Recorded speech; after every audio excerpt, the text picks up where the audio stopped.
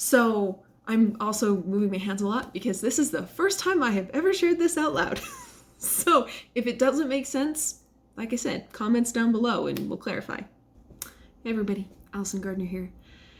And today I want to talk about feeling days and about feeling too much, about self-doubt and second guessing. The feeling day wasn't something that I was planning on last night. I had my video all figured out and I had just what I wanted to say. Like, I even took notes, guys. Like, I don't often take notes, but last night it just felt right, the connections I was making and the things that I was doing. And then, so I was so excited, and then I woke up this morning and things just felt heavy and things just felt kind of ugh. And so I realized that today was a feeling day. And I'm hoping, because I'm realizing that there's a connection, so I hope that I can explain this connection. And if I don't, please feel free to ask questions in the comments, and I can work on explaining it better as we go. But for me, a feeling day comes because my old habits are coming up of trying to stuff my feelings back down. And so I'm dubbing this and dubbing these moments as feeling days or feeling moments where stuff is just trying to come up, and my old habit is to force it back down. Because growing up, anger wasn't good. And you weren't supposed to feel anger. It wasn't an appropriate thing. You were just supposed to work through your feelings and not share it with anybody. And so I worked so hard at stuffing them down that I eventually numbed myself. And I didn't let myself feel anymore because I was so exhausted by the frustration with myself, by the hurt, by how I came up lacking when I compared myself to other people, and just discontent, and not creating healthy space to communicate that discontent in healthy ways. And so I just stuffed it. And now my body is teaching me that you can't stuff indefinitely. You have to feel stuff. And so this morning, when I was feeling a little bit off and I was feeling a little heavy, I turned on my feeling music. And sometimes that's running up that hill. And I find it by searching for Warehouse 13, Running Up the Hill. And I just listen to it because it gives me the feels. Or I listen to Doctor Who fan videos, and it creates space where I acknowledge that I'm not going to judge the emotions that come up, and I'm just going to look at what they are, because I'm learning with a friend that emotions have a story to tell us, and it's important to let them show us the story that they're telling so that we can understand, and so that we can help bring balance and equilibrium and peace into our hearts, because that's a big thing for me now, is finding peace. So yesterday I was in the middle of feeling all the things, and you guys can totally laugh at the story. I see the humor in it, but those feelings that I mentioned generally come from self-doubt and from questioning myself and questioning how I compare to other people and questioning like what other people are thinking about me.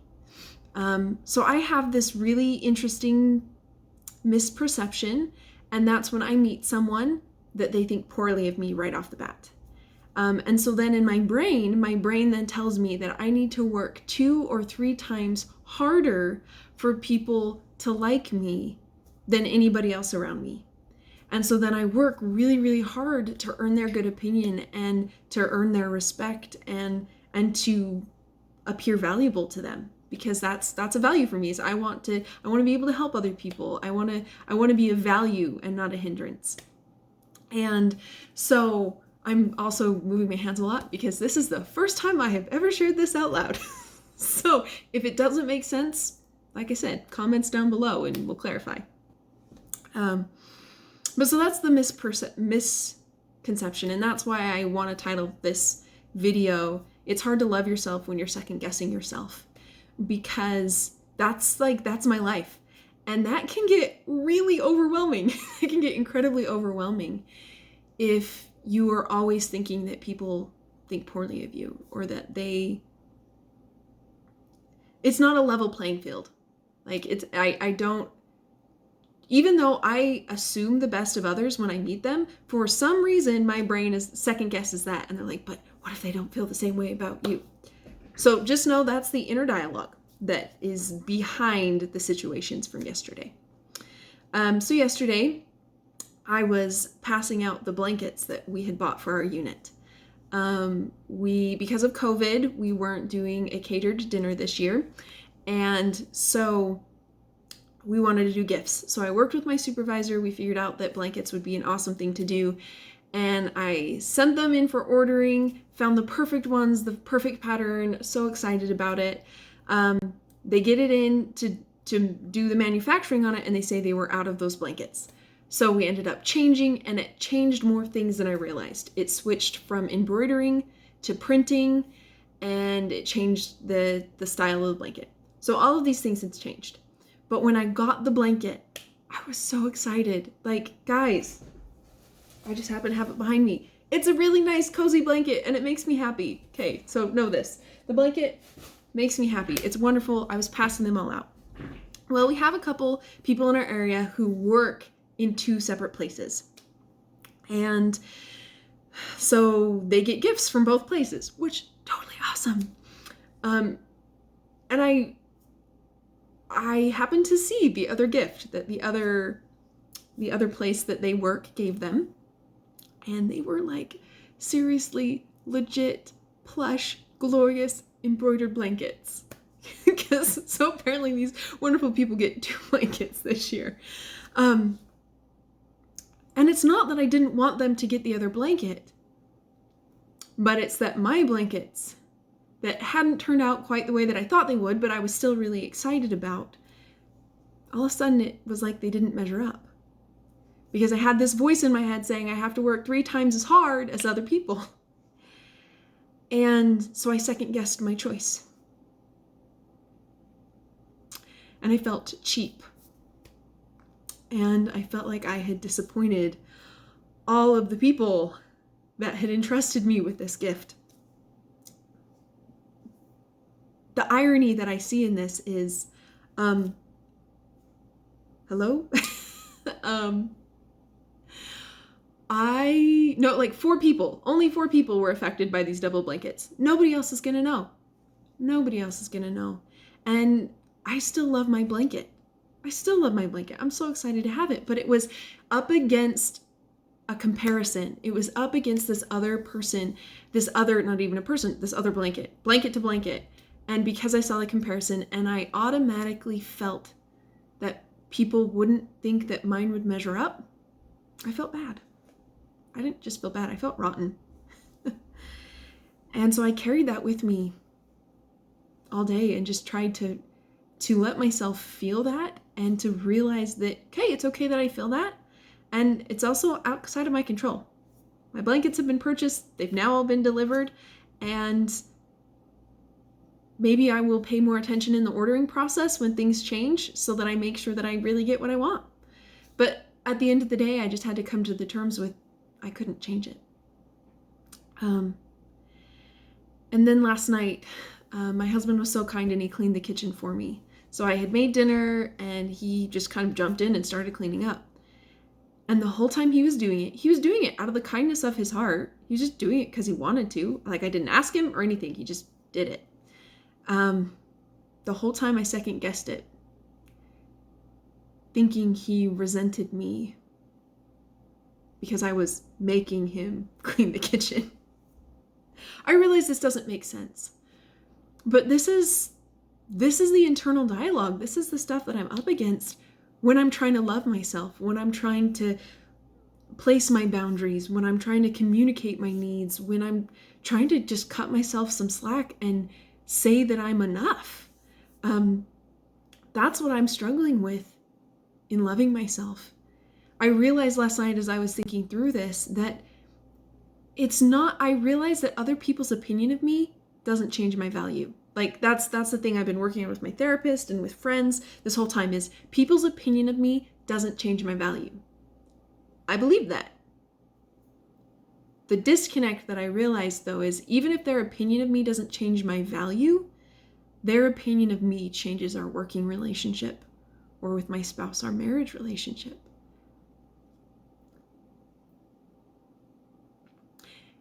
And I am so afraid of their poor opinion. And it's not that my value, it's not that like obviously or consciously I'm like, oh no, my value is less because their opinion of me has changed. My value is the same. My value is eternal. And from one end of eternity to the other, God loves me. And I am beautiful. And my life has meaning. I get that. But the second guessing voice in my head tells me, but what about the people? What if the people do think you're cheap because this other group bought a better blanket? And I'm afraid of what that will do to our working relationship moving forward. I'm afraid that my husband will resent me because he cleaned the kitchen without me asking. I'm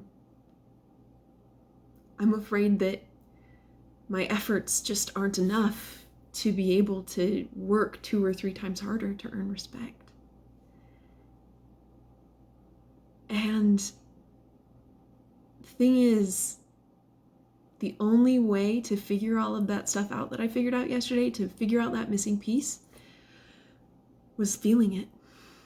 And for me to find light at the other end of the tunnel, for me to be at peace with myself and what I offer and what I can share with others, and to know that I am enough, is by having my feeling days and not wallowing in them. Because that was my fear. Oh, I can't feel because I'll wallow and then no one will like me because I'm wallowing. Guys, the voices. Oh, the voices. And this isn't like schizophrenic voice, but this is just the inner dialogue that goes on. Think inside out. So there's a voice inside me that you can't wallow because what will people think? Or you can't do this because you need to be in control. And if you're feeling these things, then you're not in control. Control is an illusion. And I realize that. I still really want it. So, I told myself that I couldn't feel because I needed to look a certain way and be a certain way. And now I'm realizing that feeling days come, and I can choose to feel, or I can choose to put it off and have one that explodes on me. And I choose to listen to my music, and I choose to feel, because my feelings are telling me a story and they're helping me to understand myself. And by understanding myself and giving myself a voice, I can combat that inner voice. So by standing up for me and being the owner of my story, I can tell all those other voices telling me to worry about out there, I can tell them that what I worry about is in here. And that I can choose what I feel, and then I can choose what I think. I have no idea how to end this video. I don't know that I have an invitation. I don't know that I have, hey, look at here. But I do know that I just learned it is powerful to let ourselves feel. Because by feeling, we give ourselves a voice. And when we have our own voice and we own that voice, we have the power to second guess less and have more peace. And I hope you all have an absolutely fantastic day.